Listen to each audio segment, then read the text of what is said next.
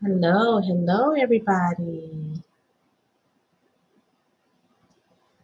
Hope everyone is having a great week. We are going live real quick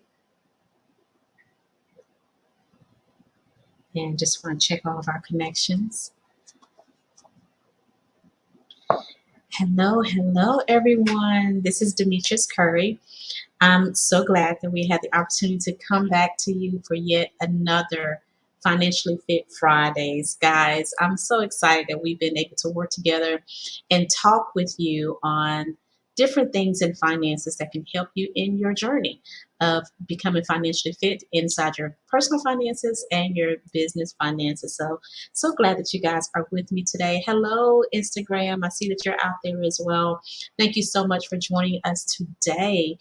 We're going to talk about some things today, but before we do so, we want to go ahead and let you know that Financially Fit Friday is brought to you by W Squared AV Talk, one of our companies that we use for our financial literacy and to also talk to other people about what's going on in their finances on a business basis. So I'm so excited that we can talk about this specific topic today in budgets. Let me tell you, budgets is one of those things that people do not like to talk about. I am one of those people that have never really liked the word myself personally. Never liked the word personally, but it is a really great topic to talk about when you're talking about what's going on in this particular industry right now with, jobs are changing, income structures are changing. There are so many things that are different in the economy right now than it was years ago, right? So I won't be before you long. I just want to make sure that we can give some good nuggets on this particular Friday. I know everyone is out and about, getting ready to enjoy their families, enjoy their friends and their colleagues. But while you're doing so, I want to leave something with you. Remember that when you are trying to achieve a financial goal and that you are trying to create a legacy for yourself and for your family, that it takes doing some things out of the box that you would not normally do. Okay. And some of those things are going to be completely zoned around discipline. Discipline is another word that a lot of people do not like to talk about, but it's there. And it's important to keep in mind that discipline is going to be one of the things that get you on the journey, keep you on the journey, and help you to achieve what you're trying to achieve. Okay. So I want to take this opportunity to talk to you and to share with you some of the things that I've used in creating a budget and to also help you write down a few itemized items of how much percentage you want to put towards particular areas of your budget. So we're going to jump right in because we won't be here very long today, but I want to make sure that you are aware of some of the things that you could possibly be doing in your budget. To make sure that you're staying within the guidelines that you set for yourself, right?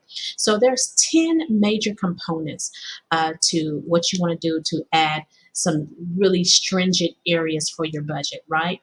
And when I say stringent, I don't mean tight. I mean compressed.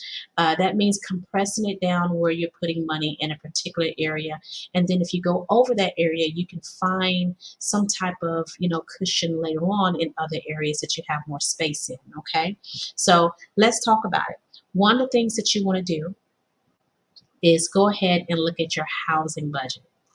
Now, on a housing budget, you want to put anywhere between 25 to 35% into your housing budget. Okay. The housing budget, you want to maintain that as much as possible. Sometimes you have a fixed payment. Sometimes people don't have fixed payments. Sometimes they have adjustable rate mortgages and things of that nature that may adjust their monthly payments, right? So you definitely want to make sure that you're considering what is happening in your month to month budget, right? That's going to be the area of housing. That's 25 to 35%. The next category is going to be transportation. Transportation is going to actually be in your area of your automobiles, possibly a lease or a car note that you may be paying. And then also keep in mind, if you don't have a house or a car note, maybe you are putting money into transit systems or busing systems that you actually use in larger cities, right? That's 10 to 15% of your monthly budget that you want to pull to the side for that type of category of budget. Okay. The next area, which is always very fluent, it doesn't necessarily stay the same from month to month. It just really depends on what's going on. And that's your area of food, right? Food has a category of 10 to 15% of your budget. Now, I can tell you this, 10 to 15% of the budget here never stays. We're never able to stay within that particular, area of spending. It just never happens. We always go over that budget when it comes to spending, mainly because on the weekends, instead of cooking like we normally do throughout the week, we try to eat out a little bit on the weekends. So you have to put that into your budget as well if you want to try to maintain how much is going into your categories and make sure that you are staying within the lines of where you're trying to stay in. Now, the next area is going to be utilities. Utilities can vary. Keep in mind that from season to season, that your utilities will automatically vary, especially if you are looking at something like your heating systems versus your air conditioning systems. Then what you want to do is you want to sort of gauge how much you're putting into utilities on a month to month basis. All right, try to stay within a 10 to 15%. Okay, maybe 5 to 10 is the best. Let's just see if you can stay within that. Okay. Insurance is 10 to 25%, and that is life insurance, car insurance, maybe rent that you may be paying, rental insurance in your apartment complex. All of that falls into your rent category, right? Of how much money you want to put into your insurance. Now, there is an exception to the rule on the insurance. It depends on if you are using insurance strictly for liability purposes. However, if you are using insurance for capitalizing on different areas of infinite banking, or possibly you're looking to do some additional money into your insurance for a taxation basis later, that is the exception to that 10 to 25% rule on an insurance. But on a normal standard basis, that amount would be between 10 to 25% of your monthly budget. Needs to be no longer than that, no larger than 10 to 15%. Okay. Even about 25% if it's going to be closer to doing wealth generation. Okay. Now, if it's medical and healthcare can range anywhere between 5 to 10%. Now, that really gauges quite a bit. On the only thing you got to think about here is that if you are paying higher costs on medical and healthcare, okay, because of maybe some medical conditions. Medical conditions can very well push up how much you're paying on your medical and health care. Okay, so but on a standard, as an average, you're looking at 5 to 10% of what you would put into your medical and health care, unless, remember, there is a caveat there that if you are working against maybe some healthcare concerns, maybe some medical concerns, it could be more than that standard 5 to 10%. But just use that as a general rule. Okay. Now, let's look at the next category. All right. This next category is going to be your savings, investment, and debt payments, right? At 10 to 20%. Now, I know that a lot of people say, hey, I try my very, very best to put some monies away for our insurance, for our car insurance, for our spending of food, for all these other things that you put money into. Okay. But this is an area of savings, investment, and debt payment that's going to be so important to you as a household leader. Maybe you're the head of your household. Perhaps you're trying to do things for your children in the future, build college, possibly even create a legacy of retirement for yourself, right? Even if you're doing a retirement for yourself, these particular areas right here of putting some monies away for your savings and also for your investing and even possibly some debt payments that you're trying to pay down a little bit so you can have extra money later. Yes, that particular category of savings, investments, and debts is going to be crucial to be able to move to the next level, the next stage of what you're trying to do in other areas of your life, right? Now, let's look at having some fun inside of your budget, just a little bit. Let's look at some personal spending, right? Personal spending is between 5 to 10%. I know you're like, okay, that was really low. 5 to 10% max, right? Is the personal spending category. Why is that? Listen to me closely. Come closer. Come closer to the screen. Listen to me. Listen to me. Are y'all listening to me? Okay, listen to me. When you are doing personal spending, the personal spending is meant for feel good areas: hair, nails, makeup, new outfits, all those different things, right? Those are the things, right? Those are our personal spending areas. Okay. So, what you want to do is you want to gauge how much you really need to spend in those personal areas. And do you really need to spend that for that particular time frame? Right. So let's just say, for example, that you normally put a lot of money into hair. Maybe you put a whole lot of money into fixing up cars. Maybe you are a guy and you love to fix up cars. It's just a hobby of yours. Maybe you love to just do some golfing, you spend a little money there and there. Maybe you like to go out on the weekends, right? And do some things with your friends, right? This personal spending area that you're doing, okay? You want to gauge how much goes into that personal spending category on a month-to-month basis. Let me tell you why. Because the other categories that we just talked about, we talked about housing. It may be consistent, it may not be consistent based off of what your mortgage or your rent is, or if you have an adjustable rate mortgage. Let's say your transportation. Your transportation may very well be consistent if you have a level car note, but maybe you don't. Perhaps you're using transit or subway or something. Let's talk about food.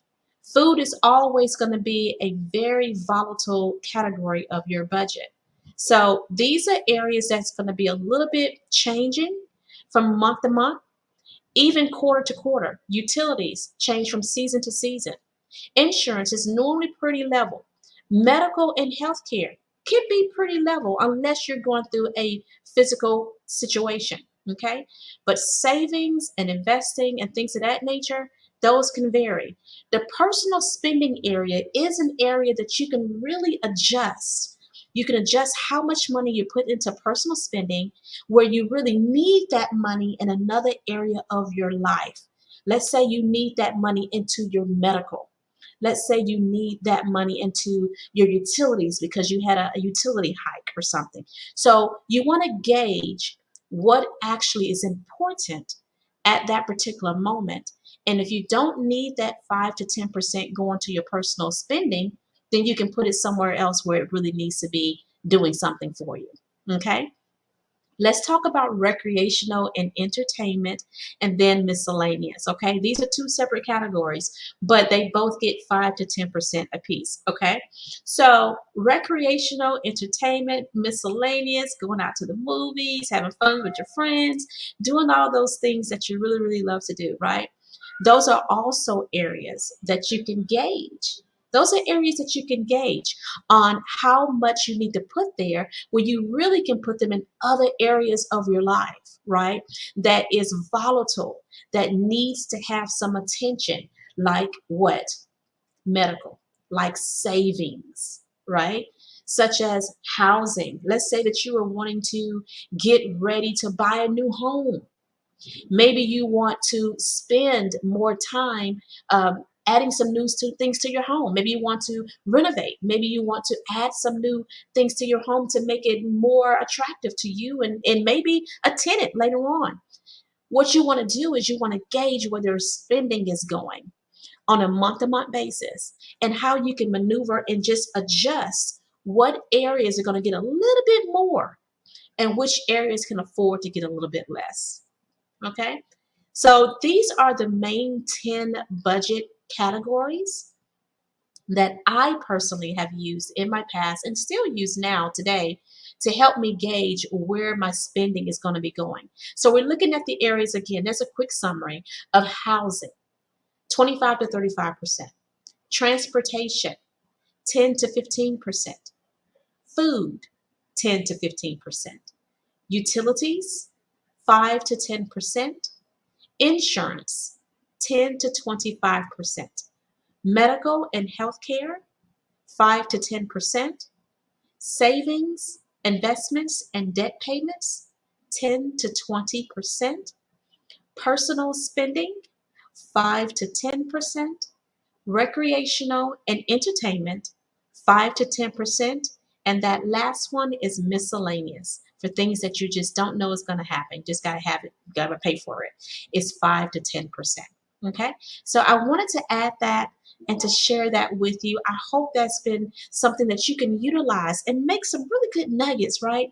Write that information down because it's going to help you in the future of what you're trying to do, not only in personal, but you can utilize that same strategy in business. Okay. Thank you so much, guys, for being here with me today. I had a fantastic time bringing this to you, something I automatically use myself in my own life, and I wanted to share it with you today to see how it can be most helpful in helping you create a budget to help you get to where you're trying to be and where you're trying to go. And once you have that budget in line and you get on that roller coaster ride of knowing what to do from month to month to month, I promise you, things are going to work out so much easier when you know where your money is going and how you can pull back on other things to achieve the maximum goal that you had in mind. You guys have a fantastic Friday. I really enjoyed this. I'll talk to you guys next week. Okay? Talk to you soon. Bye bye.